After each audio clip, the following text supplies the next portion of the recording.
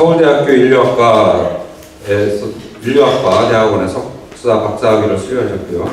2000년부터 중국 단둥과 국경 지역의 다양한 사람들과 문화 등을 연구하고 있습니다.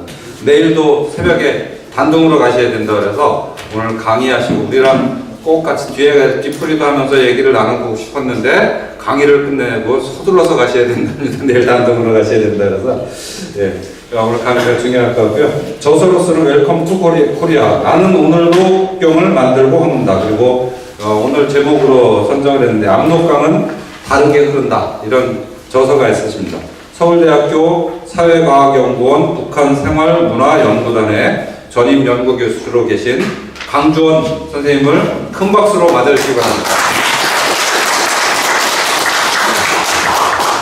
네, 그 당시에 저한테는 이제 3년 전에 저의 소개를 간단하게 드리면 저 인류학을 전공했습니다. 북한 관련된 연구에서 정치학과, 경제학자 분들이 대세인 가운데 저 인류학을 전공한 사람은 저밖에 없는 것 같습니다. 그런 상황에서 제가 어떤 이야기를 하는지를 이제 한번 들어봐 주셨으면 고맙겠습니다. 첫 번째 PPT는 가볍게 준비를 했습니다. 여러분들도 얼핏 계획을 하고 계시다라고 하셨는데, 이제 저는 이제 인류학을 전공하면서 국경 인류학 플러스 여행 인류학도 같이 하고 있습니다. 그래서 늘 중조 국경을 압록강을 바다를 이제 다른 성당의 신부님들 아니면 다른 NGO 단체 중에서 어린 어깨 동무의 청소년들과 한 번씩 가기도 합니다. 했을 경우에 저는 갈 때마다 늘 이야기하는 게 발 담그고 갈 먹자. 탈북자분들이 목숨을 걸고 넘어온다는 위험한 그 공간에 이라고 알려진 한국 사회에 그 공간에 가서 발 담그고 과일 먹자와 관련된 것을 늘 이야기하고 있습니다. 지금 보여드린 것은 거의 한 7박 8일 정도를 가셔야지만 보실 수 있고요. 보통 답사 프로그램에서 거의 한 200만 전후 하는 이제 프로그램입니다. 한번 200만 원짜리 여행을 가신다라고 편하게 생각을 하시고요. 한번 들어주셨으면 좋겠습니다. 많은 분들이 가시죠. 지난 10년, 2010년대 이명박 박근혜 정부 하에서도 이쪽으로 많은 단체라든가 분들이 가셨어요. 나라에서 돈도 많이 나왔고요. 그래서 애국주의, 반공교육을 하기 좋은 공간으로 많이 활용되었던 곳이 이곳입니다. 여기가 두만강 하류지역입니다. 여기가 중국과 러시아와 북한이 만나는 지역, 저 끝에 있는 다리가 최근에 김정은 위원장이 러시아에 방문할 때 지나갔던 다리의 방천이라는 공간입니다. 여기는 이제 방천에서부터 이제 다 거슬러 올라가다 보면 건하세가 나진 쪽으로 들어가는 북한의 세간의 최근의 모습들입니다. 이제 중류까지 이제 빠른 한 이틀에 걸쳐서 가다 보면 저는 북한 도시들도 보실 수가 있고요. 네. 사막 지역에 살아본 회령 쪽이 노트북이 가까이 안 있어가지고, 예, 도문은 짧게 3박 4일 4박 5일 가시다가 대투산을 가시다가 꼭 들리는 장소 중에 하나죠. 남양주가 건너편에 있습니다. 여기서 이제 강 중앙까지 가서 경계선이 있습니다. 거기까지가 이제 중국 땅이라는 체험도 해보고 이런 저는 생각을 합니다. 다리는 강 중앙이 국경이 맞습니다. 여러분들이 생각하실 국경의 개념 다들 알고 계실 것 같지만 판문점은 선호되어 있고 대부분의 국경은 선호되어 있습니다. 그래서 한국 분들은 여기 가셔가지고 여기도 국경이 선호되어 있다라고 생각을 하십니다. 여기서도 이런 체험을 하니까요. 하지만 압록강과 두만강은 공유합니다. 선호되어 있지 않습니다. 이 아주 기본적인 상식이 알고 가느냐 모르고 가느냐에 따라서 내용이 완전히 달라집니다. 단절의 공간이 되는, 선으로 알고 가신 분은 단절의 공간이 됩니다. 조금 전에 말씀드린 것처럼 북중 국경의 압록강과 두만강은 공유합니다. 그래서 제가 배를 타고 가서 저쪽 강 건너에 내려도 배 위에 손만 얹고 있으면 전혀 문제가 되지 않습니다. 좋은 예는 아니지만 신의주가 홍수에 범람을 했다 라고 하면 제가 배를 타고 아래까지 들어가도 법적으로 아무런 문제가 없습니다. 왜냐? 강이 넓어졌기 때문에, 국경을 같이 공유하기 때문에 그렇습니다. 이 사실을 아시는 분들이 은근히 한국 사회에 별로 없어요. 9시 뉴스에 김을동 의원이 나와서 강 중앙이 국경이다. 나는 강 중앙을 몰래 넘어본 경험을 했다라고 9시 뉴스에 나와서 당당하게 이야기했던 지난 10년입니다. 왜 이걸 모를까에 대한 고민을 좀 해야 되는 지점이 있고요. 두만강에 어떤 때는 어느 시절에는 철조망이 없었습니다. 근데 최근에 또 철조망이 생겼거든요. 근데 이 시점에 가셔가지고 저 철조망을 보시고 아, 여기가 늘 철조망이 있는구나 라고 생각을 하시고 돌아오시는 분들이 많습니다. 하지만 철조망의 역사는 10년밖에 되지 않았습니다. 근데 이런 내용들을 알고 가지 않는 프로그램이라든가 답사팀이 100개 중에서 거의 제가 가장돼서 이야기하면 99개는 이런 식의 철조망, 한 4, 5년 전에 중앙일보에서 한국의 대표적인 지성인 33분 막 그렇게 해가지고 압록강 두만강을 갔다 와가지고 중앙일보에 끊임없이 사설 낸 프로그램이 있었습니다. 답사 프로그램. 거기에서도 끊임없이 강은 강 중앙이 국경이다. 철조망이 끝없이 펼쳐있다. 막 그런 식의 이야기들이 곳곳에 저명하신 분들이 쓰십니다. 왜냐? 그분들은 철조망 있는 데만 갔다 오셨거든요.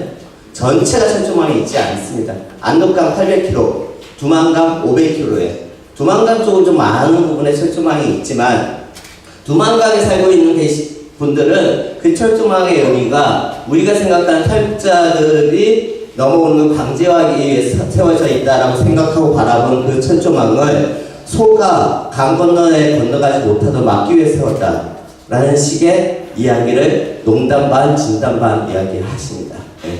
그런데 이런 내용들을 막상 갔지만 잘 안 듣고 오시죠. 가이드는 다른 이야기들을 많이 하게 됩니다. 왜냐? 가이드들이 현장에 있는 이야기 그대로 한다든가 북한과 관련된 이야기를 조금만 자기 입장에서 있는 그대로 이야기한다라고 하면 한국에서 오신 답사팀의 인원들이 화를 내시는 거예요. 너 왜 이렇게 거짓말을 하냐? 그러면서 공항에서 헤어질 때 팁도 안 주고 그냥 가시는 거예요.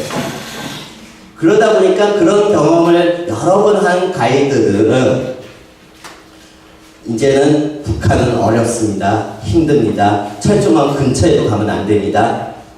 막 그런 이야기들 해요. 그렇게 되면 한국 분들은 아, 너 진짜 맞는 이야기 하는구나. 있는 그대로 이야기 하는구나. 하면서 눈물을 흘리시면서 가이드한테 팁을 줘요.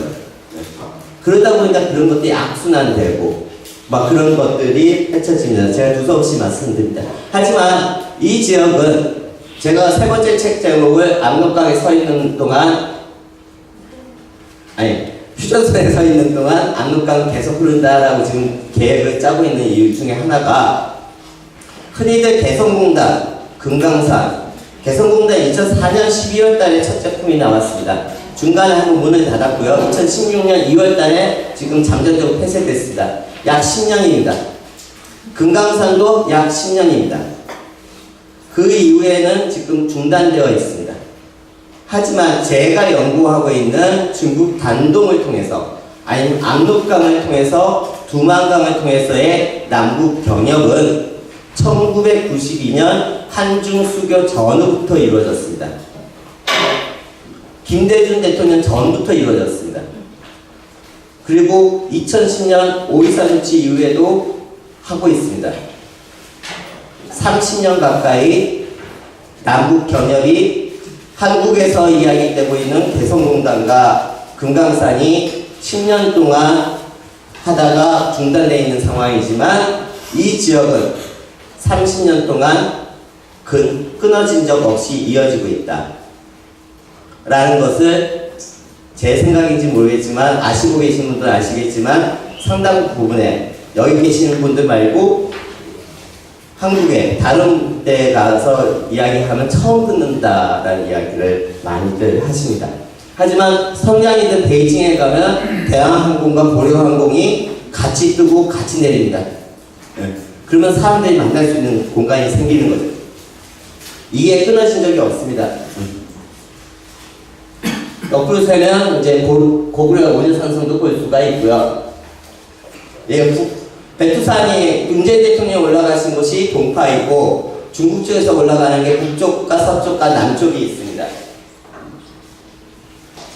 서파에 어떤 올라가는 계단이 1400계단입니다. 한국에서 신뢰도 1위라고 최근에 많이 여론조사에서 있다라고 자기 본인들이 이제 홍보를 많이 하는 JTBC에서 올 초에 이 지역을 방송을 합니다. 서파 계단을 올라가면서 어떻게 이야기하냐면요. 오른쪽에 눈이 와 있는 상태인데 오른쪽이 북한 땅입니다. 그런데 지금 눈이 덮여서 어디가 국경인지 모르겠다. 막 그런 말을 합니다. 그러면서 약간의 구조물이 좀 세련돼졌거든요. 그러니까 나중에 해석을 어떻게 하냐면 북중 관계가 되게 지금 다르게 변하고 있는 것 같습니다. 대북 제재 어쩌고저쩌고 막 그런 이야기들을 이 서파 서파를 촬영해가지고 보여줍니다. 하지만 서파에서 계단을 올라갈 때 오른쪽은 북한 땅이 아닙니다. 기본적인 팩트를 잠못 인용하면서 대북 제재와 관련된 방송을 JTBC조차도 하고 있습니다. 2년 전일까요? JTBC에서 북중 국경과 관련된 영상을 입수했다라고 하면서 보여줍니다. 단동의 세간에 텅텅 비어 있습니다. 이것이야말로 2016년, 17년에 대북 제재가 강화되면서 대북 제재가 효과가 있다라는 식의 언급을 하면서 전문가가 나와서 거기에 호응하는 이야기를 해줍니다. 그 이야기를 듣다 보면 단동 세간의 팩트죠. 눈에 영상에 보이는 게 주차장에 텅텅 비어 있으니까요. 팩트로 우리 한국 분들은 이제 받아들이십니다. 그런데 제가 그 사진을 뉴스를 8시 뉴스 송석희 그분이 하시는 뉴스에서 들었는데 마치 그때 그 영상을 찍은 날짜를 이야기해 주시는 거예요. 그쪽 8시 뉴스에서 뭐라고 이야기했냐면요 9월 3일인가 막 그런 식의 표현을 했습니다. 그러자마자 저는 그걸 듣자마자 달력을 찾아봤어요. 달력에 토요일로 되어 있었습니다. 토요일은 단동세간이 문을 닫는 날이거든요. 텅텅 비어있는 게 맞아요. 노는 날이기 때문에. 노는 날에 찍어놓고 텅텅 비어있는 장면을 보여주면서 대북 제재 효과가 있다 라는 식의 보도를 JTBC에서 하고 있습니다. 그렇다라고 하면 JTBC 말고 다른 방송들은 어땠을까? 여러분들이 들었던 많은 내용들이 과연 팩트 체크가 되어 있는 것일까? 대북 제재와 관련돼서 그런 이야기를 제가 뜨끔없이 이야기 드립니다. 남파 쪽으로 올라가야지만 오른쪽이 북한 땅입니다. 이 남파 쪽은 한 10년 동안 문 닫고 있었어요. 여행객들을 안 받았는데 작년부터 받았습니다. 올해도 아직까지 오픈을 한다 안 한다 말이 있는데 6월달 다 봐야지 알 수가 있습니다.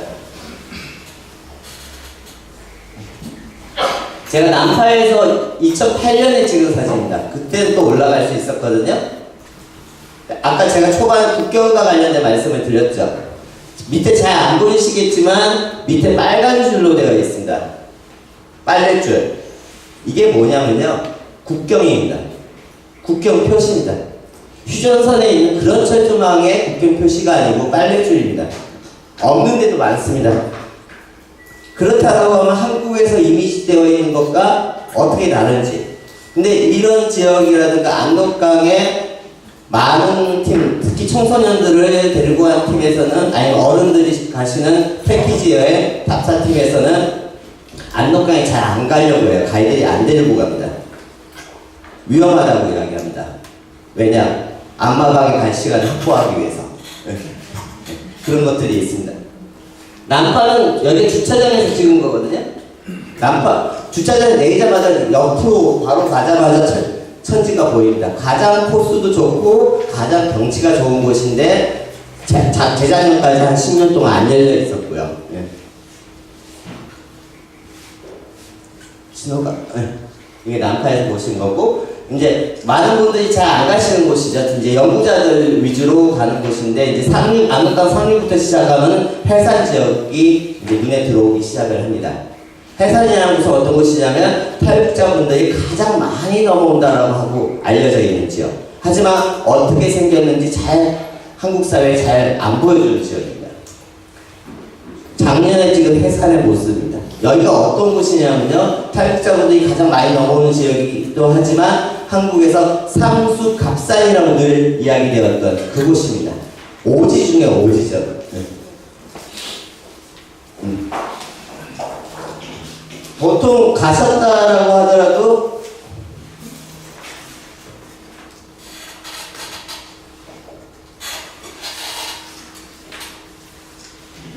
여기만 잠시 보고 또 달려가시는데, 저 산중턱에 올라가는 또 코스가 있습니다. 아는 사람만 올라가는 코스인데, 여기서 보시면 해산 지역이 전체가 다 보입니다.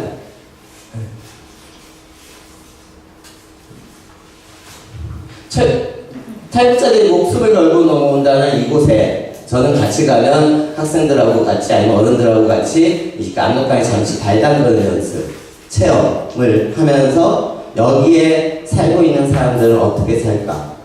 제가 2000년부터 이쪽 지역을 연구했는데, 연구하게 된 배경 중에 하나가 두만강에 하룻밤을 잤는데 그 지역의 조선족 분이 하시는 말씀이 있었습니다. 강 건너에 마을에 숟가락과 젓가락이 몇 개 있는지 알고 지낸다. 이 강 건너는 북한이거든요. 이 지역은 단절되어 있는 공간이 아닙니다. 휴전선처럼. 삶을 공유하는 지역입니다. 중국 사람과 북한 사람이 삶을 공유했고요. 1992년 한중 수교 전후부터는 한국 사람들까지 개입해서 삶을 공유했습니다. 90년 개성공단 2004년에 첫 제품이 나오기 전부터 98년에 인천하고 단동에 단동 페리가 떴습니다. 그 물류를 통해서 신한반도 경제지도에는 안 나와 있지만 단동과 페리, 인천은 98년부터 물류가 통했습니다. 그래서 한국의 많은 사람들이 위탁 가공을 결정하고 나면 단동에서 북한 사람을 만나서 옷을 협상을 했고요. 그 다음에 며칠 뒤부터 평양에서 옷을 만들기 시작을 했고요.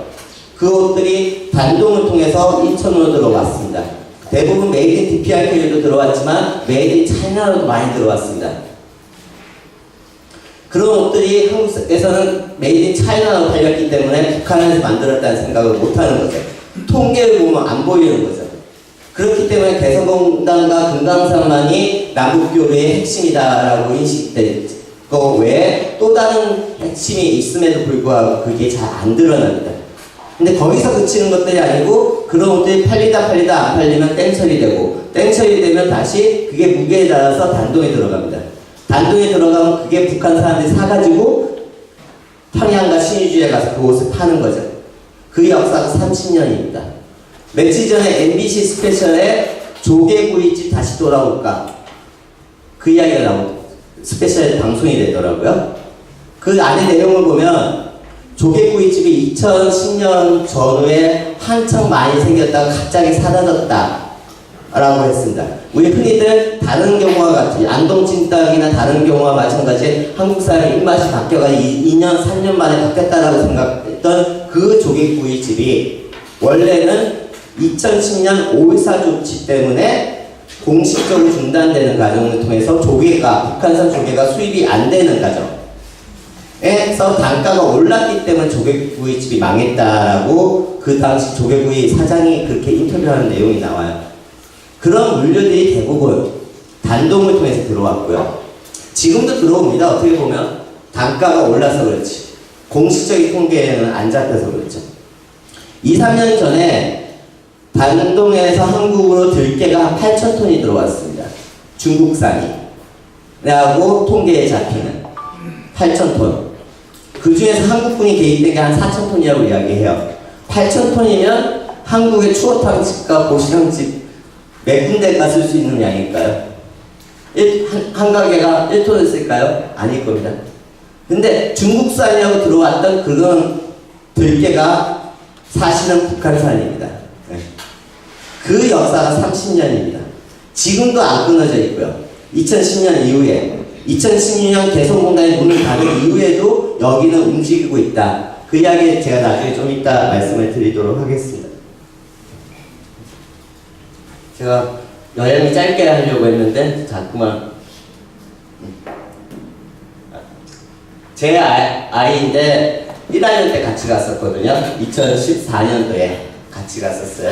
네. 같이 갔는데 애가 갑자기 1학년 아이가 여기가 압록강이다 라고 하니까 되게 무서워하는 거예요.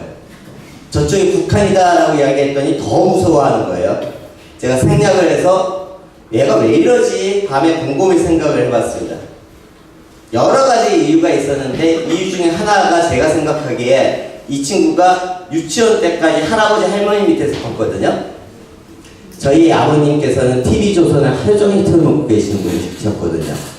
그렇다고 하면 이 아이가 그 당시 보였던 반응은 이 초등학교 1학년이 어떤 뭘 배워서 보였을까? 아니면 한국 사회에서 이미지된 것을 알게 모르게 배우는 게 아닐까라는 생각. 이건 중강진입니다. 한반도에 가장 춥다는 지역에 중강진에도 이런 북한의 공간이 있습니다. 탈북자가 목숨을 걸고 넘어온다는 곳에 소떼들이 풀을 뜯고 있습니다.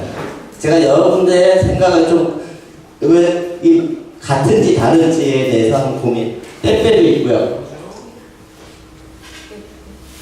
백두산에서 나무 베가지고 내려보내는 그 떼빼. 일제시대 때 가장 유명했죠. 압록강을 상징하는 게 여전히 있습니다. 압록강이 상으로 되어 있으면 어떤 활동을 못하죠. 근데 저는 같이 가신 분들하고 압록강 중류에서 보트를 한 70km를 탑니다. 네. 아름아름 지인을 통해서 타는 코스가 있습니다. 한 70km를 압록강 중류를 쭉 타고 가서 운동대까지 탈 수 있는 코스가 있어요. 가다 보면 북한 사람들, 북한 어선들 만납니다. 보트를 운전하는 사람 중국 사람인데 저 사람하고 친하기 때문에 간혹가다 배에 같이 같이 부딪혀가지고 몇 마디 농담 하다가 가기도 하고 그렇습니다. 이게 전형적인 압록강의 모습들입니다. 이 코스는 잘 안 가시는 코스예요. 중앙일보에서 이 코스는 안 갔습니다. 압록강 철쭉망망 있는 데만 갔다 오셔가지고 서울대 송호근 교수님이라든가 소설가 김훈 선생님께서는 끝없이 이어지는 휴전선, 단절의 공간, 답답하다, 막 등등의 여기 현실하고 다른 이야기를 하십니다. 하지만 그분들의 이야기는 주로 한국 분들이 늘 갔다 오셔가지고 보이는 반응하고 별반 차이가 나지 않습니다. 철조망입니다. 국경을 가르는 철조망인데 농사 짓고 있습니다. 여러분들이 생각하셨던 이미지하고는 어떻게 같은지 다른지. 이게 집안 쪽이고요. 만포.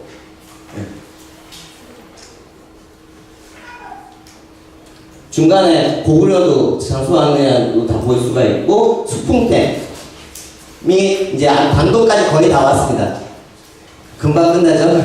여기 수풍댐인데 일제시대 가장 큰 댐이었다라고 알려져 있는 공간에 가시면 또 보트, 유람선을 탈 수 있거든요. 원래 유람선 코스는 한 20분짜리 있습니다. 하지만 저는 이제 수풍댐부터 한 1시간 반 정도를 타고 내려오는 코스를 부탁을 해가지고 타거든요. 수풍댐 위치 옆에 북한땅이 삭주입니다. 삭주는 이영희 선생님의 고향이십니다. 북한에 지금도 나무를 떼는 트럭이 있습니다. 나무를 떼가 움직이는 트럭도 있고요. 그런데 그 트럭만 있는 게 아니고 저런 트럭도 운행을 하고 있습니다. 근데 이 모습은 잘 안 보여주죠. 이게 수풍댐입니다. 수풍댐 주변에 북한의 사람들의 모습. 여기가 중조의교 압록강 단교. 경의선과 연결되면 대륙을 연결되는 관문이라고 지금 많은 꿈들을 끌고 계시는 그 공간. 저는 박사 논문을 2012년에 썼는데요. 단동과 신의주 사람들은 압록강, 물안개, 그리고 해와 달만을 공유하지 않는다. 한국 사람이 포함된 그들은 압록강에서 삶을 공유하고 있다. 1992년 한중수교 전후부터 북한 사람, 북한 화교, 조선족 한국 사람들이 여기 모여들기 시작을 했고요. 90년대 중반부터는 한국 사람 한 2,000명, 북한 사람 2,000명 이상, 북한 화교가 2,000명 이상, 조선족들이 8,000명에서 10,000명인데 경제인구는 한 4,000명. 다 합하면 경제인구가 한국어를 공유하는 10,000명 정도의 경제인구가 1990년대 중반부터 경제활동을 했고요. 그들의 경제활동은 거기서 먹고 살기 위한 것이 아니고 다 남북을 연계시키는 경제활동을 합니다. 제가 최근에 읽은 책의 기록을 보니까 예담이라는 행복회사 2000년대 한 해 30만 장을 만들었다라고 이야기 나오더라고요. 이 코스를 통해서. 제가 현지 조사를 하던 2006년, 7년, 8년에 단동에서 한 5위권 정도에 해당되는 한국 기업이 연결을 하는 기업이 평양에서 만든 옷이 한 해 한 80만 정도 됐습니다. 김재원 선생님께서 오셔가지고 아마 말씀을 하셨는지 모르겠지만 개성공단 5만 명 중에 3만 명이 봉제에서 일했습니다. 그 3만 명이 만든 옷이 한국에서 소비되는 메이드 인 코리아의 제품 중에서 속옷의 90%를 만들었다고 합니다. 김재원 선생님 늘 말씀하시죠. 의류의 30%가 개성공단에서 만들었다고 이야기했습니다. 3만 명이 10년 동안 그렇게 했습니다. 10년 동안 3만 명이었던 것도 아니고요.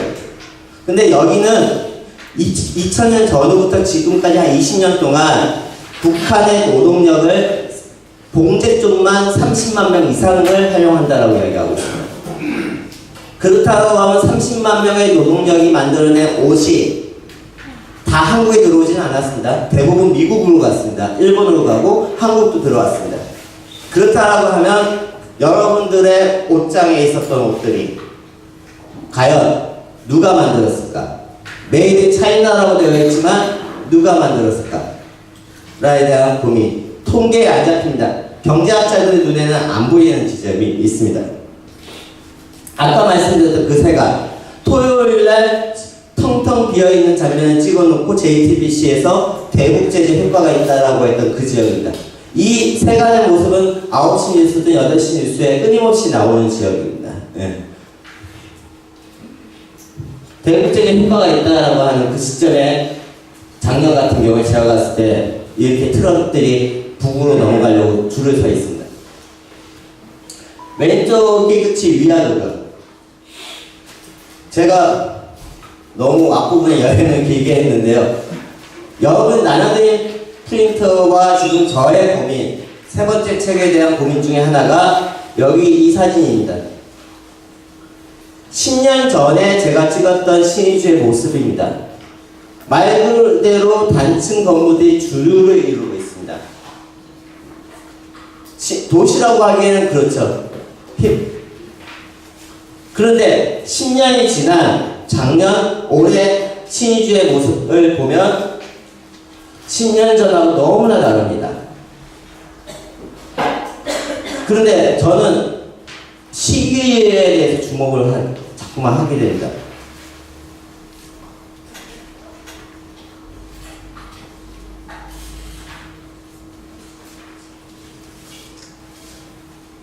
다시 거꾸로 안 가요.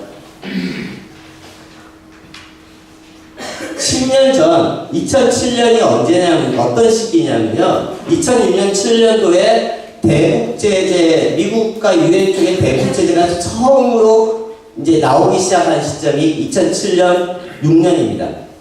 2007년도에 이제 북한의 제1차 핵실험이 그 당시에 있었고요. 그때부터 끊임없이 대북제재가 강화되고 2017년 말까지 한창 강화되는 그 10년 동안 신의주가 우리가 알고 있는, 우리가 언론을 통해서 때로는 북한 연구자들을 통해서 들었던 그 북한 경제가 이렇게 바뀌고 있습니다. 그냥 10년 동안 변했다가 아니고요. 대국제제 10년 동안 이렇게 바뀌었습니다. 그러면 이게 뭘 의미하는 것인가? 북한에 여행 가는 수많은 중국 여행객들, 단동에 걷다 보면 북한 여성들, 단동에 2,000명 이상의 북한 주재원이든 다양한 사람만 있는 것이 아니고 2만 명의 북한 노동자들이 2010년 전후부터 있습니다.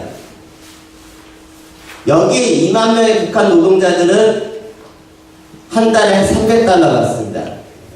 개성공단은 5만 명이 100달러 받습니다. 그러면 개성공단보다 더 많은 돈을 벌죠. 그런데 한국 사회에는 하나의 편견이 있습니다.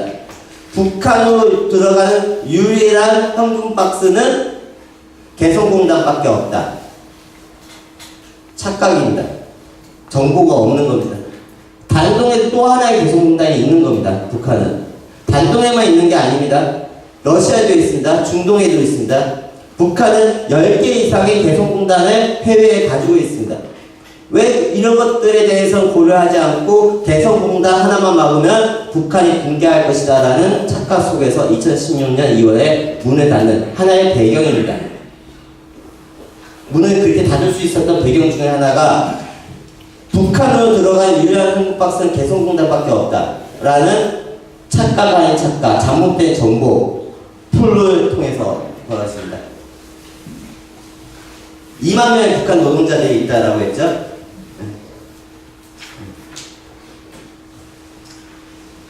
나중에도 보시겠지만 이 정도 여행을 하시다 보면 이렇게 압록강 끝까지 가게 되는 지점이 있습니다. 여행치고는 재미없는 여행을 제가 해드린 것 같은데요. 팁 하나만 바꿔가지고 하겠습니다. 등을 같이 좀 생각을 해주셨으면 좋겠습니다. 사람들은 아버지의 난쟁이라고 불렀다. 사람들은 옳게 보았다. 아버지는 난쟁이였다. 불행하게도 사람들은 아버지의 보는 거 하나만 옳았다. 그 밖의 것들은 하나도 옳지 않았다. 난쟁이가 쏘아올린 작은 공의 이야기를 인용했습니다. 머리만에 중조국경에서 한국 사회에 만난다. 인류학을 하는 입장에서 그 지역만 연구하러 들어가는 게 아니고 그 지역을 통해서 한국 사회에 어떤 다른 모습이 또 있는지를 함께 고민을 하고 있습니다. 그 당시에 제가 2006년, 7년도에 한 15개월 동안 단동에 살았고요. 그 당시 두 번째 책을 낼 때 한 24번, 15개월 산 거 빼고 한 24번 갔다라고 되어 있고요. 이제 내일 가게 되면 한 43번인가? 44번. 저는 단동만 그 정도 갔고요. 요즘 책에 나오는 책들을 보면 대국교류라든가 남북교류의 전문가들 중에서는 100번 이상 갔다 오신 분들도 있다. 막 그런 횟수에 대해서 지금 요즘 강조를 해야 진짜 전문가의 입장이 되는 경우가 많습니다. 근데 100번을 갔다 오신 분이 있는데 100번 이상 2010년 전에 100번을 갔다 오신 분이 있는데 제가 아는 분이거든요. 그분한테 물어봤습니다. 주로 어떻게 가셨습니까? 휴전선을 넘어서 간 건 4번밖에 없다라고 합니다. 그분의 이야기. 그것도 김포공항과 인천공항에서 평양으로 간 비행기 타고 간 거. 그러니까 대규모 행사 때 가는 거죠. 나머지는 다 베이징, 심양을 통해서 단동을 통해서 들어갔다라고 이야기합니다. 근데 왜 한국 사회는 지금 계속 휴전선만 뚫으려고 하는지. 그동안의 역사를 보면 이게 우회적인 방법일 수 있지만 또 하나의 중심축이었는데 여기서 배울 생각은 안 하고 휴전선 앞에 계속 서 있기만 하고 있습니다. 지금 2년째 서 있습니다. 김대중 노무현 정권 그 좋은 시절에 또 휴전선을 넘은 케이스 별로 없습니다. 정주영 회장님의 소대 그 특사 한두 건 외에 휴전선 넘는다는 건 앞으로도 쉽지 않을 것 같아요. 제가 보기에는. 근데 계속 그 앞에서 휴전선만 하고 있는 현실에 대한 고민을 좀 하고 있습니다. 자꾸 세 번째 제 이야기를 하게 되는데요. 자꾸 이 지역에 많은 분들이 가시는데 압록강 800km와 두만강 500km, 1300km를 어떤 때는 5박 6일 만에 갔다 오시는 분들 많습니다. 중앙일보도 그렇게 했고요. 그러니까 진짜 정만 짓습니다. 그래서 막상 갔는데 본인의 선입견과 편견에 의해서 다르게 해석하고 막상 부분만 보고 와가지고 전체인 것처럼 이야기를 하고 막 그렇습니다. 이런 모습이 북한의 또 하나의 모습이기도 하고 한국 사회는 판문점의 선의에 대한 이미지가 너무 강하고 그리고 바쁘다 보니까 이렇게 단동에서도 평지에서 저쪽을 쳐다보고 그냥 떠나세요. 평지에서 보니까 안 보이거든요. 잘 안 보입니다. 여기 군부대라든가 식당들이 공장들이 많아서 한국하고 다르게 사람들이 별로 많지 않은 공간이거든요. 그 여름에 가시면 또 나무들이 많아서 아예 안 보입니다. 그거 가지고 사람들이 없다, 인기척이 없다, 막 그런 식의 글들을 김훈 소설가, 제가 제일 존경하는 분이심에도 불구하고 그런 글들을 쓰십니다. 그렇지만 조금 시간을 내서 조금 높은 데 올라가면 이게 보인다라는 거죠. 근데 단동이 무섭다고 잘 안 가세요. 북한 연구자들 대표적인 학교에서도 여기 잘 안 갑니다. 외곽에서 잡니다. 일반 패키지 팀도 단동에서 잘 안 자요. 가이드들이 왜 뭐라고 이야기하냐면 단동은 위험합니다 라고 이야기합니다.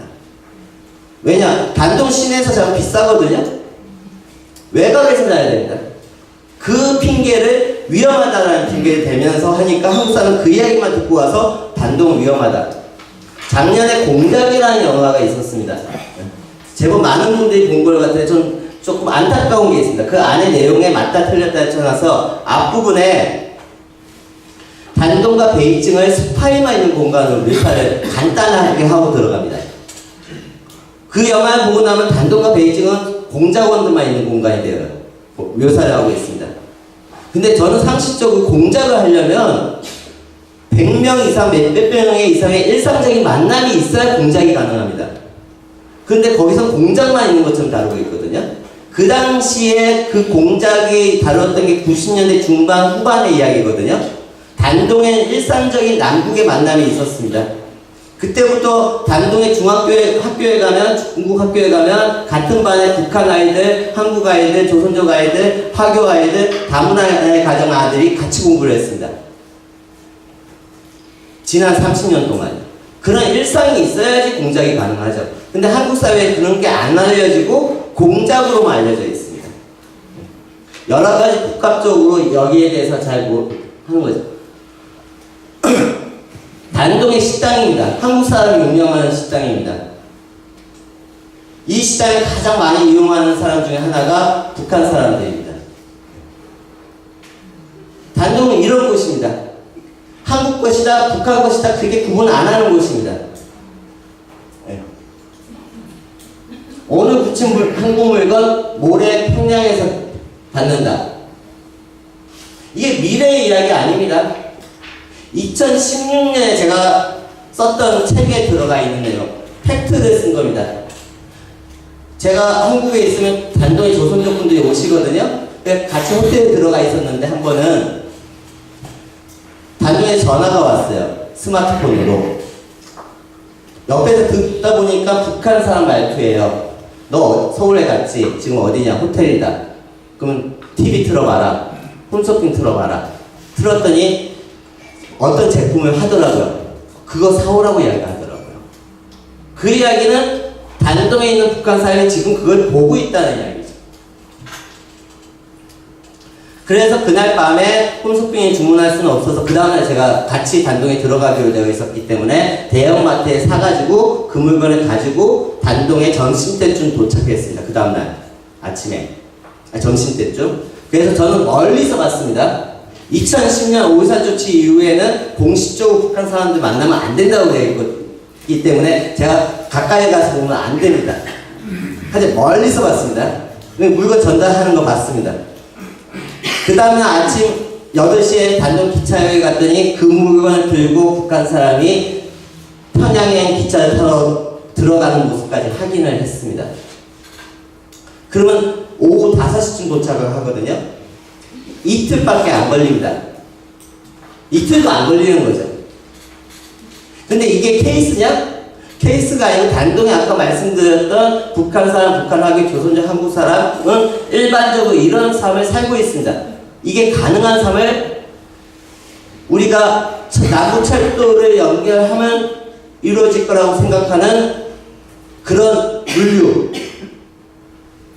물류가 92년, 98년 단동 패링, 2006년 선양과 단동의 고속도로 개통 등등 하면서 점점 짧아져서 지금 이틀도 안 걸립니다. 이명박 박근혜 정부 하에서도 그런 물건도 많이 들어갔고요. 지금도 들어갑니다. 네? 그런데 저희는 남북철도 이야기를 지금 끊임없이 하고 있습니다. 제가 약간 삐딱한 건지 모르겠지만 설계만 한다라고 하더라도 내일 당장 시작해도 2년, 3년 걸린다라고 이야기 나오고 있습니다. 착공을 해서 신의주까지 가는데도 4, 5년 걸립니다. 앞으로 6년, 7년 뒤의 모습입니다. 지금 내일 당장 시작을 하더라도. 그럼 그동안 6년, 7년 동안 아무것도 안 할 것이냐? 여기는 하고 있는데. 제가 원고에는 써져 있지만 오늘 발표 안 한 내용 중에 하나가 개성공단이 약 125개 업체였습니다. 김jan석께서 아마 말씀하셨을 건데요.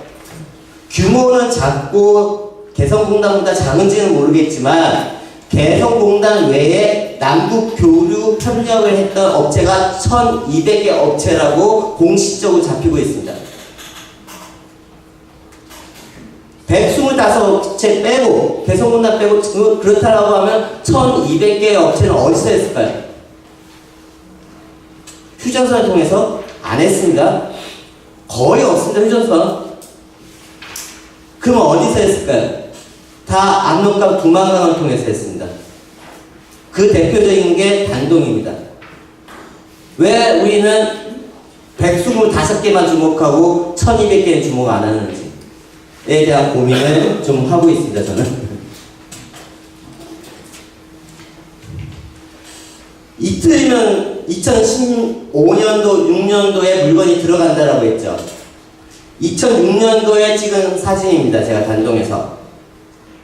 옆에 잘 안 보이시겠지만 뭐라고 되어 있냐면요. 서울, 중국, 평양이라고 되어 있습니다. 삼각형 안에. 그리고 밑에 친절하고 정확하게라고 되어 있습니다. 2006년입니다. 2006년, 7년은 남북교류가 가장 활발한 시기입니다. 그 전성기에 개성공단을 통해서만 한 게 아니고 여기를 또 했습니다. 그리고 물류가 통했고요. 근데 여기의 물류는 지난 30년 동안 끊어진 적이 없습니다. 2010년 5.14 조치 이후에도 안 끊어졌습니다. 2016년 개성공단 이후에도 안 끊어졌고요.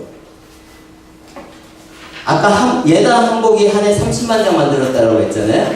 그 원천이 이런 수혜 작품입니다. 이거 바늘로 한 땀 한 땀 딴 거거든요. 아까 말씀드렸던 단동 기차요. 저는 내일 모레도 아침에 아마 이 단동 기차역에 앞에 가 있을 겁니다. 어떻게 물류가 가고 있는지, 어떻게 사람들이 움직이고 있는지. 보통 10칸 정도가 요즘 움직이고 있는데요. 한 칸에 120명이 탑니다. 그러면 한 1000명 정도가 매일 들어갑니다. 평양으로. 그러면 한 사람당 최소 100만 원을 가지고 들어간다. 물건을.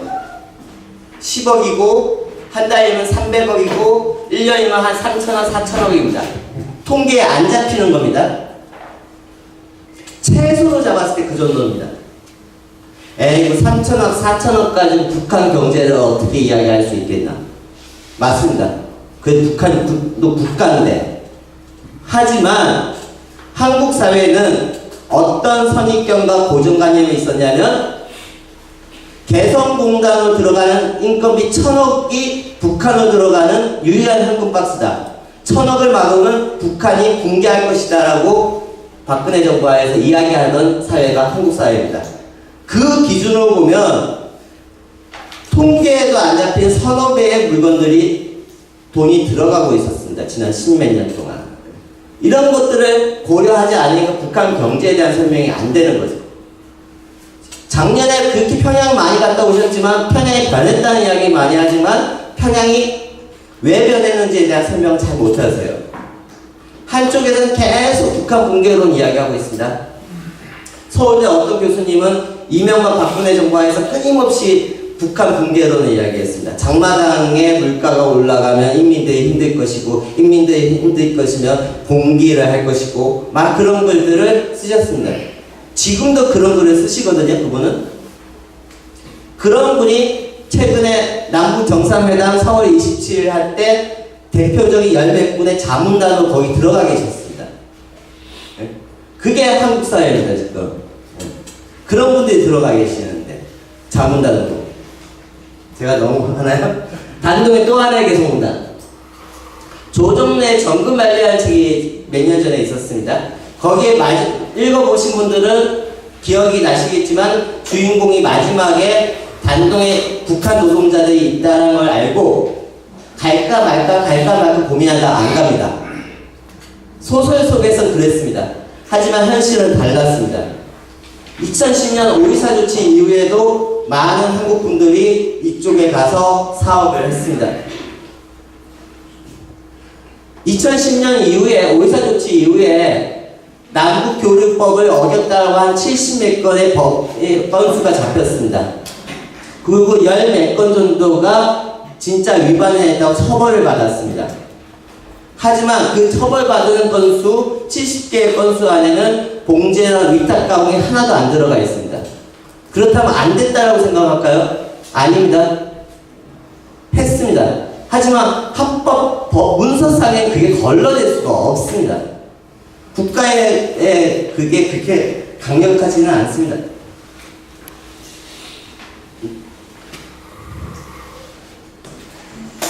체리에서는 제가 공장 앞에까지만 갔다.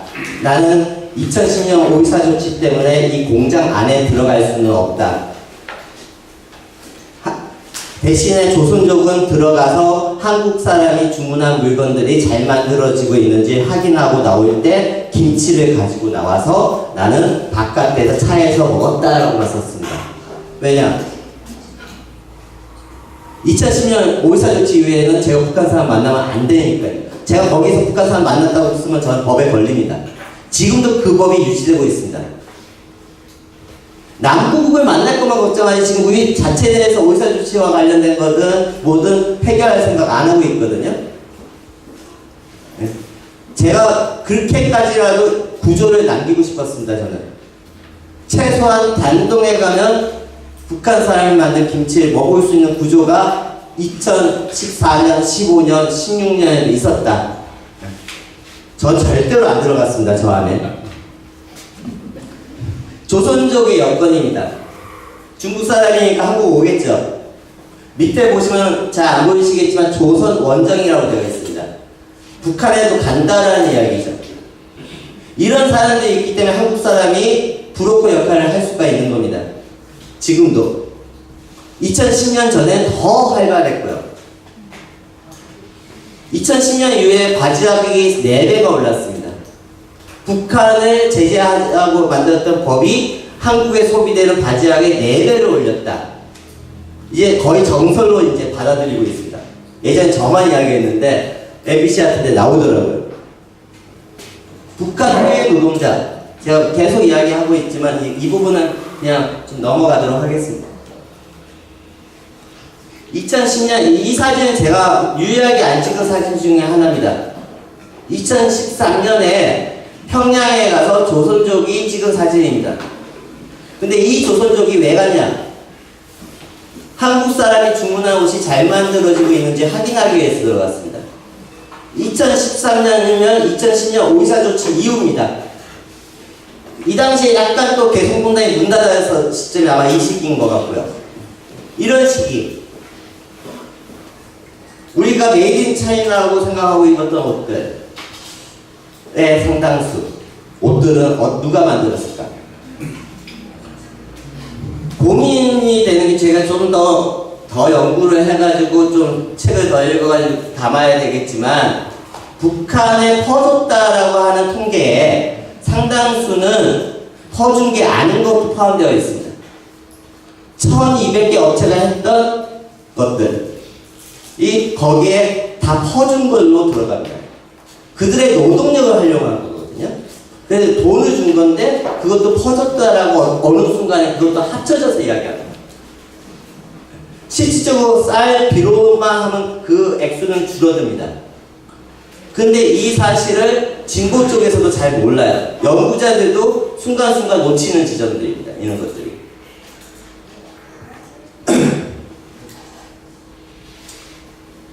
북한 사람들이 차에 기부 물건을 싣고 있는 모습입니다. 그들의 가방에는 여러 물건들이 들어있습니다. 저하고 같이 갔던 어린이 어깨동무 같은 팀에서는 일부러 북한 사람들이 연이 140개 객실 중에서 한 120개 객실은 북한 엘리베이터를 이용하는 호텔에 일부러 같이 가요. 왜냐? 위험하지 않으니까요. 같이 가면 학생들은 그런 모습을 봤습니다. 엘리베이터에 탔습니다. 북한 아저씨들이, 배지를 달고 있는 아저씨들이 너희들 어디서 왔네? 서울에서 왔습니다. 라고 대답을 해도 별반 문제 없고, 그 친구들의 눈에는 그 북한 사람들의 검은 봉다리가 눈에 들어왔어요. 검은 봉다리 안에 뭐가 있었냐면 새우깡과 아침이 쓰여 있습니다. 그런 모습을 보고 올 수 있는 케이스가 그렇게 많지 않다라는 거죠. 지난 10년, 15년 동안 수많은 사람들이 갔지만 진짜 그들이 살고 있는 모습은 안 보고 한국의 선입견과 편견만 가지고 이 지역만 보고 가시는 케이스들이 너무나 많기 때문에, 그리고 언론이 오보를 하고 등등 여러 가지 하기 때문에 잘 알려지지 않습니다. 여기가 대표적으로 이중 철조망이 되어 있기 때문에 사모하다. 탈북자들이 목숨을 걸고 넘어오기에도 너무나 엄중하게 단속이 되고 있다. 그리고 한국 사람들이 제일 많이 가는 지역 중에 하나입니다. 그래서 상상을 합니다. 아, 여기서 탈북자들이 목숨을 걸고 넘어오기 힘들겠구나. 그런 기사들이 끊임없이, 기사는 방송국에서 끊임없이 나왔던 지역입니다, 여기. 그런데 저는 갈 때마다 철조망 건너가서 빨래하는 모습을 봐요. 중국 사람이. 엄중하다라는 거예요. 이런 모습이 전형적인 압록강의 모습입니다, 여름에. 수영하는 모습. 농사 짓고 있는 게 압록강 강변. 끊어진 데도 많고요. 북한 뉴스를, 제가 모든 뉴스를 다 검증하는 건 아니지만 대표적인 오보 하나만 말씀을 드리면, 지난 이명박 정부 하에서 2010년 이후부터 한 2013년, 14년부터 한 3, 4년 동안 이 지역에 대한 오보는 거의 모든 방송에서 다 다뤘습니다. 제가 먼저 오보라고 이야기해서 이제 김이 새는데, 저 유람선에 타고 있는 사람들이 어떤 내용들이 나오냐면요. 북한이 얼마나 어려우면 대낮에도 저렇게 밀수를 할까? 북한 체제가 얼마나 힘들면 저렇게 대낮에도 북한 사람들이 중국 사람들한테 물건을 팔까? 막 이런 식의 보도를 합니다. 근데 저 사람은요, 북한 사람이 아닙니다. 중국 사람입니다. 최소한의 검증도 하지 않고 보도를 하는 게 그동안의 북한 뉴스, 단동과 관련된 뉴스, 단동을 통해서 나오는 뉴스의 상당한 부분은 이런 식의 내용들이 여러분들의 눈과 귀를 이제 사로잡게 했었죠. 저는 연구자이지만 여행 인류학도 같이 하고 있습니다.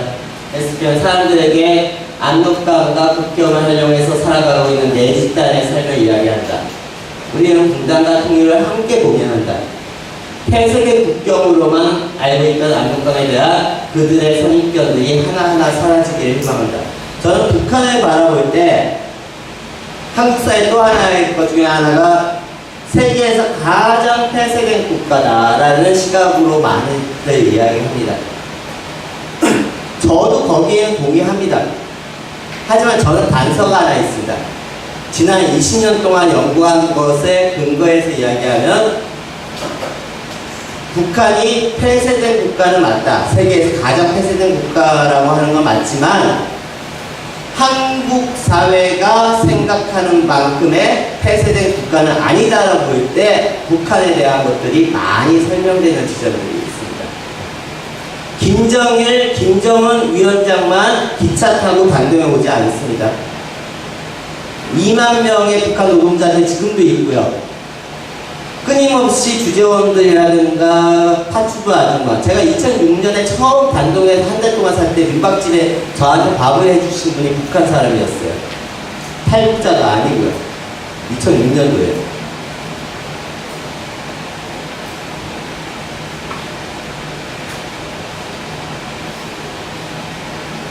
저는 한 번씩 같이 가시는 분들하고 북한 한일 식당에 한 번씩 가요. 이 식당에 한 번씩 가는데 왜냐? 맛있는 것도 먹기 위해서도 가지만 이 식당의 공간을 소비해서 갑니다. 어떤 공간이냐? 이 북한 화교가 운영하는 식당입니다. 1000명 정도가 한꺼번에 들어갈 수 있는 대형 식당입니다. 여기에 북한 종업원도 한 120명 되고요. 그러면 이 정도의 식당은 이 사람이 가지고 있는 부의 아주 일부 부분이라고도 알려져 있습니다. 그만큼 부자입니다, 단동에. 근데 이 사람이 어디서 돈을 벌었냐? 북한하고 사업해서 돈 벌었습니다. 한국의 강남 아줌마들한테 단동에 있는 아파트 팔아서 돈 벌었습니다. 양쪽으로 하려고 해서 돈을 벌어. 사람들이 살고 있는 곳이 단동입니다.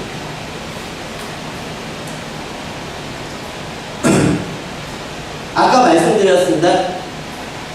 문재인 대통령께서 이야기하시는 신한반도 경제 지도를 기억하시는 분들은 지금도 계속 나오고 있죠.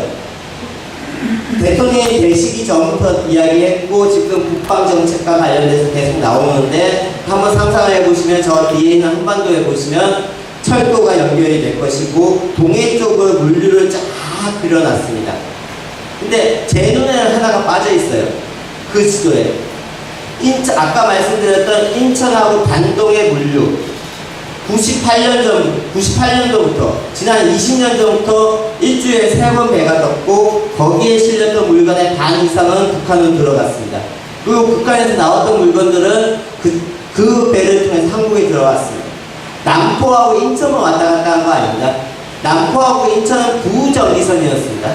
그리고 몇 번 안 됩니다.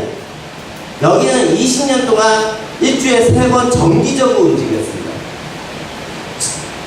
1200개 업체가 어떤 물류를 활용했을까요? 남포보다는 이쪽이 더 많은 겁니다.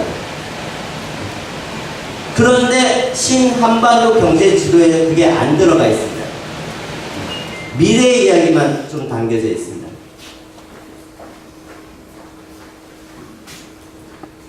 이제 아마 아셨던 분들도 다시 재확인하는 거겠지만 단동에는 한국 사람보다 북한 사람이 더 많습니다. 지금 한국 사람들은 2010년 이후에 점점 줄어들었거든요. 그래서 2,000명 이하도 1,000명 이하라는 이야기도 하고 있습니다. 지금은. 하지만 아까 계속 말씀드렸지만 단동에는 북한 사람들 주재원이라든가 무역 대표라든가 일반 사람들 연인원 2,000명 이상 있고요. 북한 노동자들 2만 명이 있습니다. 세계 어떤 도시에 북한 사람이 더 많은 데가 있다는 거예요. 폐쇄된 국가라고 북한을 바라보면 보이지 않습니다. 단동에만 있나요? 아마 훈춘 쪽도 아마 그쪽으로 변하고 있는 걸로 알고 있습니다. 신양도 만만치 않은 걸로 알고 있습니다. 왜 이런 것들을 여러분들 말고 많은 분들이 왜 모를까? 단동에는 가시면 한국 사람들이 지금도 5.14 조직법에 걸릴 걸 각오하시면 대동강 맥주 마음 놓고 먹고 오실 수 있습니다. 근데 그거 가지고 요즘은 안 잡죠. 단동에는 북한 사람들은 소우를 먹습니다. 2016년 개성공단이 막히고 나서부터는 개성분들은 초코파이 안 먹겠죠. 못 먹겠죠. 하지만 여기서는 30년 가까이, 20년, 25년 가까이 초코파이 늘 먹고 있습니다. 북한 사람들이. 제가 웬만하면 이야기 안 하는 것 중에 하나가 저는 개성공단 이야기할 때 너무나 상징적이고 의미가 있다는 거 제가 부정하지도 않고 의미 있는 공간입니다. 하지만 조금 한편으로 저는 개성공단의 초코파이 이야기할 때 저는 솔직히 날씨 약간 뜨거워집니다. 개성공단의 초코파이가 기적의 공간, 남북의 어떤 것을 했고 북한 사람들한테 초코파이 맛을 알게 했고 그래서 우리한테 어떤 통일의 영원 막 등등 여러 가지 수식어가 붙습니다. 근데 개성공단에 들어간 초코파이는 2% 함량이 작은 거였습니다. 왜냐? 단가를 낮추기 위해서. 2014년, 14년도 개성공단이 한번 문 닫았을 때 한국의 창고에 초코파이들이 쌓여 있었습니다. 개성에 못 가기 때문에.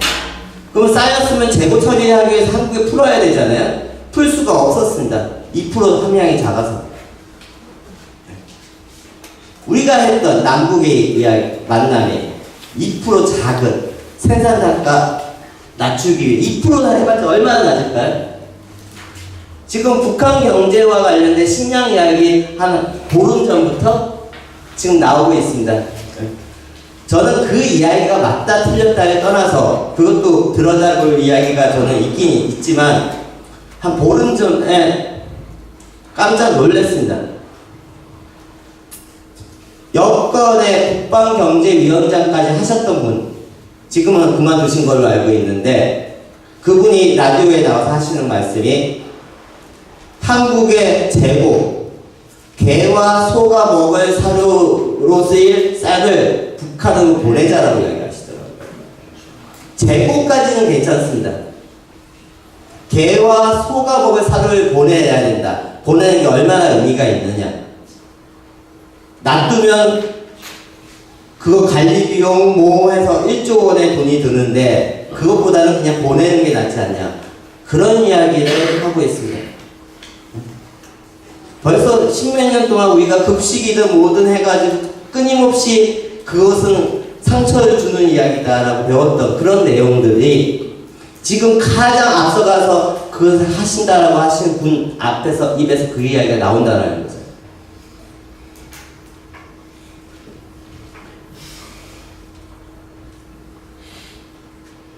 저 문재인 대통령 찍었습니다.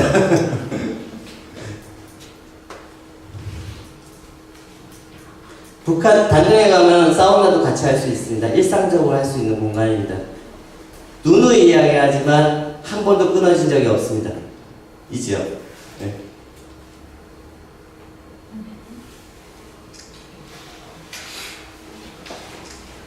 유람선의 소녀시대 뮤직비디오가 13년도에 끊임없이 나왔습니다.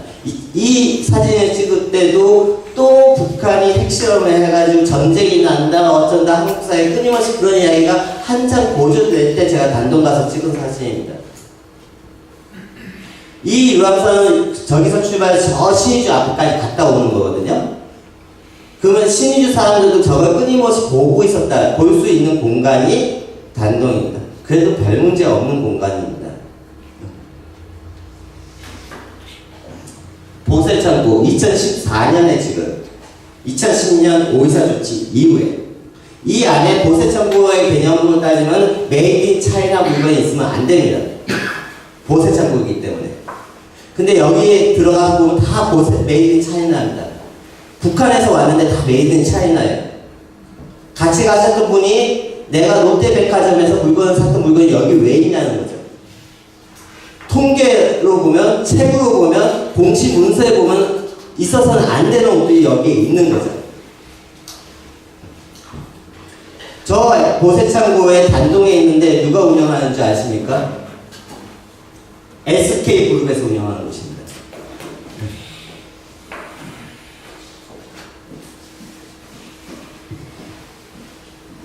지난 10년 동안 끊임없이 대북제재가 뭐가 발표 나면 기자들이 가서 단동에 있는 상점에 가서 인터뷰를 합니다. 요즘 어떻습니까? 어렵습니다. 힘듭니다. 대북제재 때문에 장사가 안 됩니다.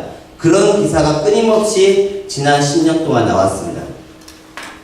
근데 그 인터뷰했던 가게들이 10년 전부터 인터뷰를 했는데 지금도 하고 계시거든요.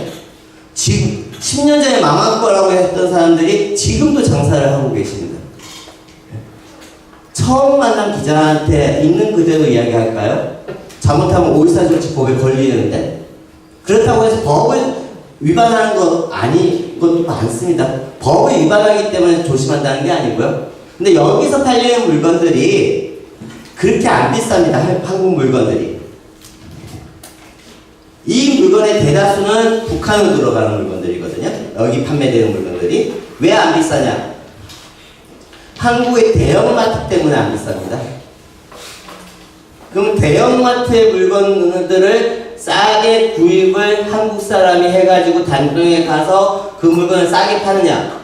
그것도 있지만 대형마트가 생기면 구멍가게들이 많이 망하죠. 땡처리 되거든요. 그 물건도 여기로 들어갑니다. 그래서 별로 안 비싸요. 생각 많고 물류가 들어가도.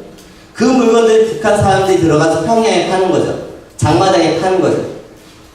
우리가 공식적으로 10년 동안 남북의 만남이 없다라고 지금 많은 공식 매체에서 이야기하는 그 10년 동안도 한국의 대형마트가 생기는 부작용이 평양의 신의주의 함흥의 장마당의 물가에 영향을 미치고 살았습니다. 조금이라도. 이런 것들이 통계로 하면 잘 안 보여요. 공식적인 담론이라든가 문헌에 보면 잘 안 보입니다. 사람들을 만나보면, 이제 굳이 제가 이제 말씀을 드리면, 저는 인류학을 하는 입장에서는 참여 관찰, 사람들을 만나서 대화를 듣고 이야기 듣고 그들의 모습, 최소한 술산모 하면서 끊임없이 그들하고 옆에 앉아서 지난 20년 가까이 들은 이야기입니다. 그냥 들은 이야기만 하는 게 아니고요. 저는 지금의 개성공단에 2016년 문 닫고 나서의 개성공단 안에 공장의 내부 사진도 저는 가지고 있습니다. 왜냐? 지난 10몇 년 동안 알고 지냈던 단동의 조선족들이 주거든요, 저한테. 그만큼 인간관계를 맺고 있으니까요. 통계는 안 잡히죠.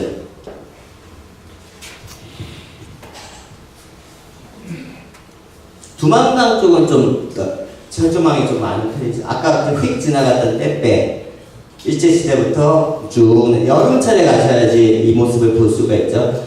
7월달, 8월달에 가면 중강진 쪽에 민강 쪽에서 보시면 이제 이 모습을 이제 하루 종일 좀 한두 시간 정도 기다리다 보면 쭉 내려간 장관이 펼쳐지는.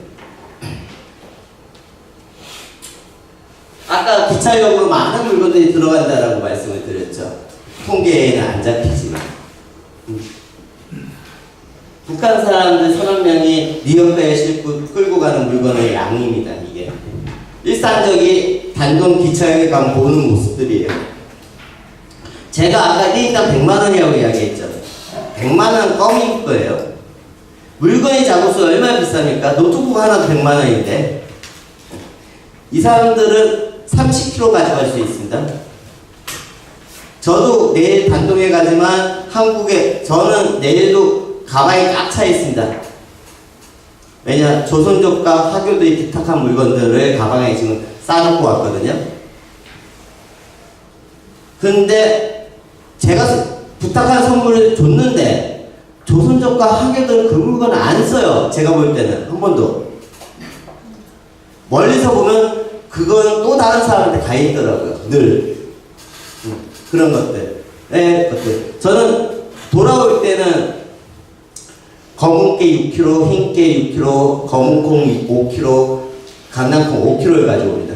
장인 어른께서 검은콩 드시고 머리가 흰머리가 검은 머리가 되시고 없는 머리가 난다는 그 이야기 듣고서는 안 사올 수가 없는데, 물론 사가지고 와서 팔지는 않지만 거의 5배에서 10배 장사하는 것 같더라고요. 저는 그런 경험이 있다 보니까 이 단동역에 가면 그게 예사로 안 보입니다. 저 물건들이 북한에 들어갔으면 어떻게 움직일까?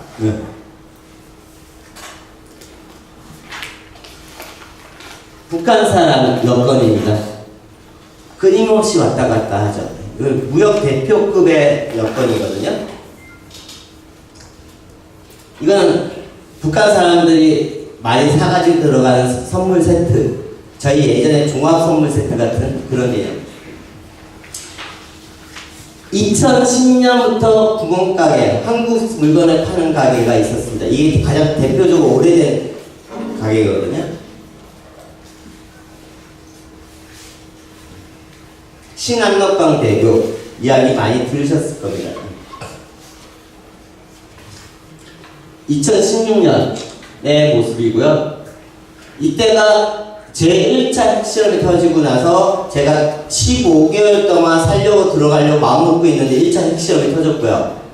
그래서 선배들이 너 뭐 대단한 연구하냐, 목숨 걸고 거기 사지에 왜 가냐 말렸지만 그래도 그냥 가겠습니다. 표본 났으니까 가겠습니다. 아주 비장한 각오로 단동에 갔습니다. 15개월 동안 살려고요.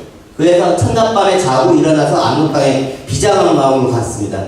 갔더니 중국 사람들 결혼식 사진 찍고 있고 한국에서 봤던 내용하고 너무나 다른, 제가 가기 전에 읽었던 신문 내용하고 너무나 다른. 그런데 이게 2006년에만 그랬던 것이 아니고 2010년에도 그랬고 2012년에도 그랬고 2015년에도 그렇고 2017년도 그렇고 지금도 마찬가지입니다.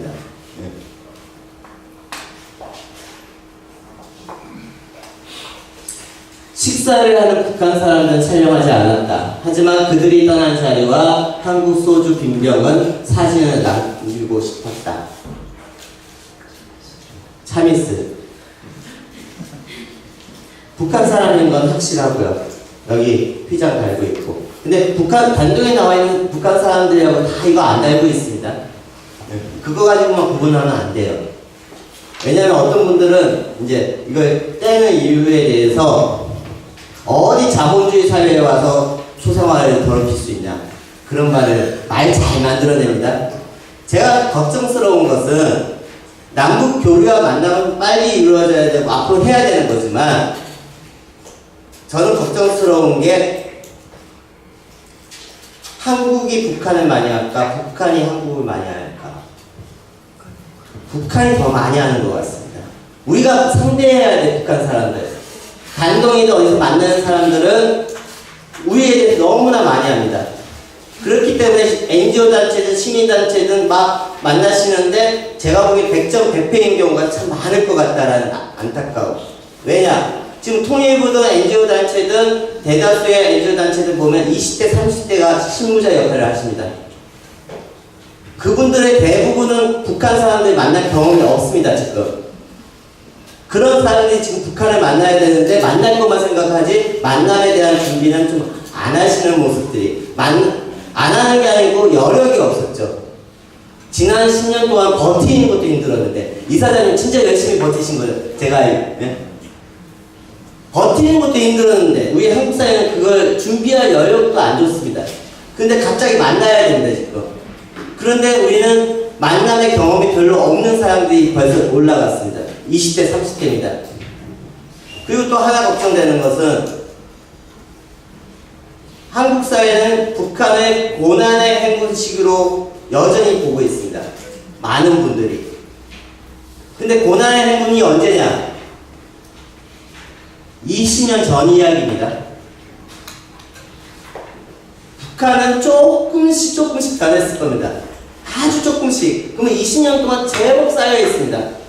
그리고 더 제가 하나 걱정되는 게 북한 사람을 만나면 늘 고난의 행군에 대해서 경험하고 고난의 행군을 지금 겪고 있는 사람으로 쳐다보고 있습니다. 근데 북한의 지금 20대들은요 고난의 행군을 경험한 세대가 아닙니다. 역사 속에서 배운 사람들입니다. 그런 사람들을 우리는 고난의 행군을 체험한 사람으로 지금 한국의 대학생들요 2002년 월드컵 기억 못하는 세대입니다. 네? 그런 여러 가지 것들을 생각을 하면 진짜 만나야 되는가? 이렇게 만나는 게 과연 맞을까? 수많은 갈등 문제가 생길 것 같은데 라는 생각이 저는 좀 하고 있습니다. 단동의 2016년의 모습, 저 모습은 4, 5년 전부터 있었던 모습입니다. 앞부분에 북한 영사부의 사진이고요. 인공기가 달려있고요. 중간에 중국기가 당연히 있겠죠. 저 끝에 어떤 건물이 있냐면요. SK 아파트 단지가 있습니다. 삼국이 공존하는 곳입니다. 미래의 모습이 아니고요. 5년 뒤, 10년 뒤의 모습이 아니고요. 어제 읽은 책에 보니까 서울하고 베이징까지 남부철도가 연결이 되면 4시간 만에 간다라고 쓰신 분도 계시더라고요. 4시간 만에? 아주 유명한 분이 쓴 글귀가 있어요. 희망을 주는 글이죠.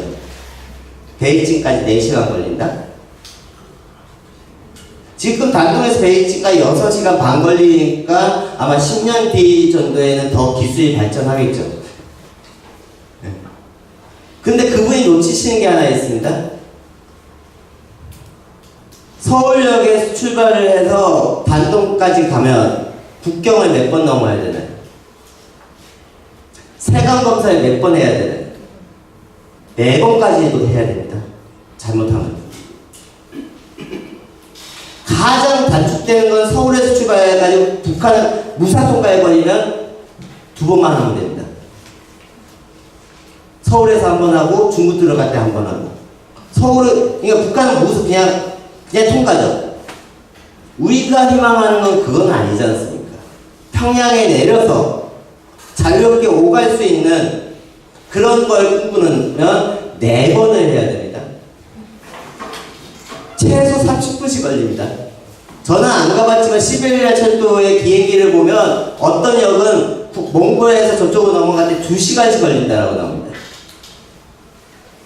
조금 현실적으로 들여다봐야 되는 지점들을 놓치시는 것. 최근에 정동영 전 통일부 장관은 평양에 가서 예전과 다르게 호텔 밖에 좀 돌아다녔다라고 이야기하고 계십니다.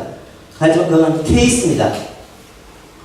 그 좋던 시절 2006년 7년도에 평양에 가면 호텔 바깥에 못 나갔다는 게 거의 대부분의 기록들에 나오거든요.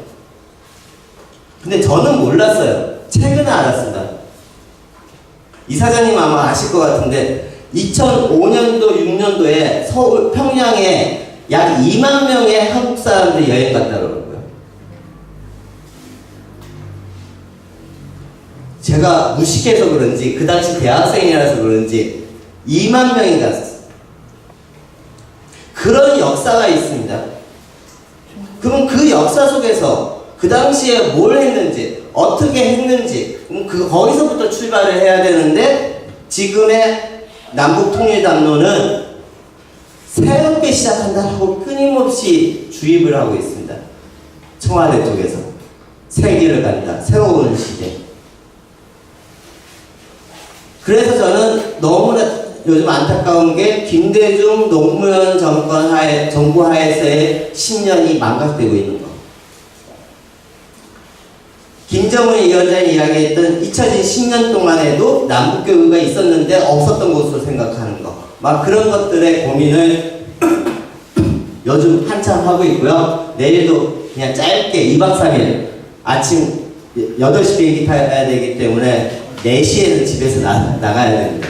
나가면 내일 점심 때쯤 이제 단동에 도착을 해서 2박 3일 동안 하기 때문에 죄송하지만 오늘 2차에는 진짜 참석을 못해서 너무나 죄송하고요. 제가 너무 두서없이 이제 말씀을 드려서 너무 죄송하고요. 이제 마지막 사진 같은 경우에 이제 태양절 때 단동에 나와 있는 북한 노동자들의 모습들도 볼 수가 있는 거고 하나 말씀드리면 이게 2016년에 대북 제재가 벌어지면 늘 며칠 뒤에 KBS나 어디서나 가가지고 북한 식당이 문 닫았다는 이야기가 계속 반복됐습니다. 박근혜 정부 하에서. 이 식당도 KBS에서 보도했습니다. 대북 제재 때문에 폐업을 했다. 근데 이 가게는 폐업한 게 아니고요. 100m 옆에 신장 개업을 한 식당이었습니다. 검증 안 하고 보도를 하고 있는 현실. 지금도 그런 것들이 너무나 많이 보이고 있는 것 같습니다. 한여름 단동의 조선족 거리에서는 조선족과 북한 사람이 장기를 두고 북한 하교와 조선족이 구경을 하고 있다. 통일 이후에 이런 장면이 쉽게 연출될 것이고 아마 우리가 지금 꿈꾸고 있는 것이고 2016년에 썼습니다. 단동에서 이미 현실 그 자체로 벌어지고 있다. 제가 찍은 사진이고 저도 사진을 찍고 나서는 가까이 가서 접촉은 하진 않고 옆에 서서 조선족하고만 대화를 나눴습니다. 지금 남북 통일 교류와 만남과 관련된 나오는 많은 이야기들 조금 현실적으로 봐야 되지 않을까. 거의 통일에 준하는 상황이 됐을 때 벌어질 일들입니다. 만남의 이야기들. 김대중 노무현 정부 하에서의 그 위까지만 가는데도 한참 걸릴 것 같거든요. 그러면 우리는 미래의 이야기만 볼 것이 아니고 김대중 노무현 정부 하에서 제가 오늘 서거하신 날이라서 더 요즘 노무현 대통령에 대해서 하는데 저는 세 번째 책의 제일 처음에 첫 구절은 노무현 대통령이 남기신 글로 시작을 할 겁니다. 북한을 방문할 때 국경선을 넘으면서 하신 말씀이 있거든요. 제가 정확한 대사는 기억이 아니지만 내용은 그렇습니다. 이 남북의 만남이 수없이 많았다. 그 가운데 나는 지금 넘어간다라고 이야기하십니다. 그런데 이 정부, 문재인 정부 하에서는 그런 시각이 없습니다. 새롭게 시작한다는 거기에 대한 문제의식이 저는 요즘에 있습니다. 여기서 마치겠습니다.